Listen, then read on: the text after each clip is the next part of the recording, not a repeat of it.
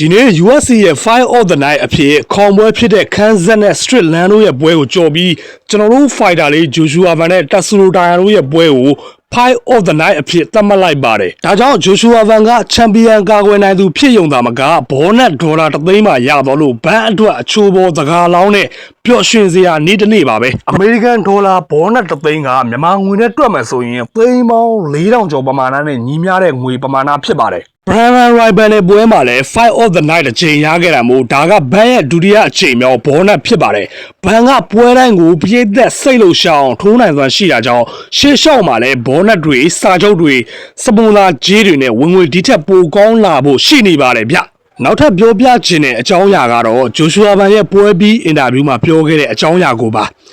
ပွဲပြီးအင်တာဗျူးမှာ Joshua Van ကဘာပြောခဲ့လဲဆိုတော့ပထမဆုံးအနေနဲ့ကျွန်တော်ရဲ့ဖျားသခင်ယေရှုခရစ်တော်ကိုကျေးဇူးတင်ပါတယ်မြန်မာကိုကိုစားပြုခွင့်ရတာကျွန်တော်အယံဂုဏ်ယူပါတယ်ချန်ပီယံထပ်မံဖြစ်ခွင့်ရတာတောက်ရမ်းပျော်ပါတယ်ကျွန်တော်ပြောခဲ့တာရှိပါတယ်သူ့ကို3ကြိမ်အတွင်းအပြတ်ဖြတ်မယ်လို့တကယ်လဲအဲ့ဒါနဲ့အနီးဆက်ဆုံးရောက်ခဲ့ပါတယ်ဒါပေမဲ့တက်ဆူရိုကတော့တကယ်ကိုခံနိုင်ရရှိတဲ့ပြိုင်ဘက်တစ်ယောက်ပါကျွန်တော်နီးပြဒန်နီယယ်ပနေဒါကိုကျေးဇူးတင်ပါတယ်ဒီကောင်ကိုနန်တွေ၌အဲ့ဒါဆိုမင်းပွဲသိမ့်မယ်လို့သူပြောလိုက်လို့နန်တွေ၌လိုက်တာနဲ့ပွဲပြတ်တာပါပဲတက်ဆူရိုတိုင်ယာကိုလည်းလေးစားပါတယ်ဂျပန်ပြည်သက်တွေကိုလည်းလေးစားပါတယ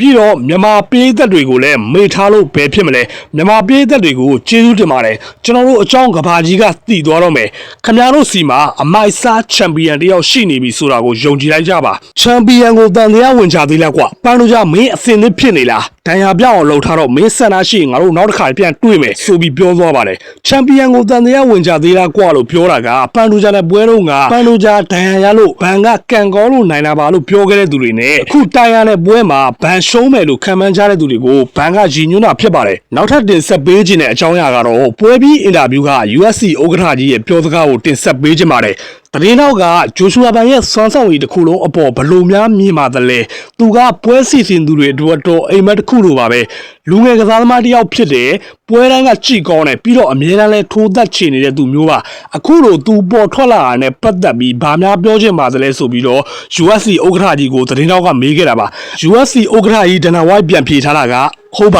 တယ်ပထမပွဲတုန်းကပြိုင်ဘက်ကဒဏ်ရာရသွားလို့ခပတ်ရတာမျိုးဆိုတော့အငင်းပွားစရာရှိနိုင်ပေမဲ့ဒီညမှာတော့သူဟာတကယ်ကိုအစွမ်းပြနိုင်ခဲ့ပါတယ်သူ့ရဲ့စွမ်းဆောင်ရည်ကတကယ်ကိုအမခမ်းပါပဲတကယ်ကိုကောင်းခဲ့တာပါနောက်တစ်ပွဲကတော့ပန်လူဂျာနဲ့ဖြစ်လာမယ်လို့ပြောရင်မှားမယ်မထင်ပါဘူးသူတို့နှစ်ယောက်လုံးကလည်းအချင်းချင်းပြန်ထိုးချင်နေကြတာလေဆိုပြီးတော့ဒနာဝိုက်ကပြန်လဲဖြေချခဲ့ပါတယ်နောက်ဆုံးအနေနဲ့တင်ဆက်ပေးချင်တာကတော့ MMA လောကမှာပွဲမတိုင်မီလူစိတ်ဝင်စားအောင်လေတိုက်တာမျိုးတွေကသဘာဝပါပဲတိုင်ယာကပွဲမတိုင်မီကသူဟာဖလိုင်းဝေတန်းမှာအကောင်းဆုံးဖိုက်တာဆိုတာတသိပြသွားမယ်ချန်ပီယံခပတ်ကိုယူသွားမယ်လို့ကြွေးကြော်ခဲ့ပါတယ်ဒီလိုပြောခဲ့တာကလေတိုက်တာလည်းဟုတ်သလိုကိုမန်တင်းပြီးတော့တာမန်ပြောတဲ့စကားမျိုးလည်းဖြစ်ပါတယ်ဘယ်ဖိုက်တာကမှပွဲမတိုင်မီမှာကျွန်တော်ကပုံညံ့တဲ့ဖိုက်တာပါခပတ်လည်းမယူပါဘူးလို့ပြောမှတော့မဟုတ်ပါဘူးပွဲချိန်အတွင်းမှာလည်းတိုင်ယာကဘန်းရဲ့ပြိုင်ပွဲကောင်းဖြစ်ခဲ့ပြီးပွဲတစ်ပွဲလုံးကိုဇွဲရှိတတ်သိရှိနဲ့ရှင်ပြိုင်သွားတာပါညစ်ကြေလောက်တာခဏကွန်ပလိန်းတက်တာဥပဒေပကစားတာမျိုးတစ်ခါမှမလုပ်ခဲ့ပါဘူးတာမန်ဖိုက်တာတွေဆိုရင်ဆင်းသွားလောက်တဲ့အထိအလူးလဲထိုးခံနေရတဲ့ဂျားတွေက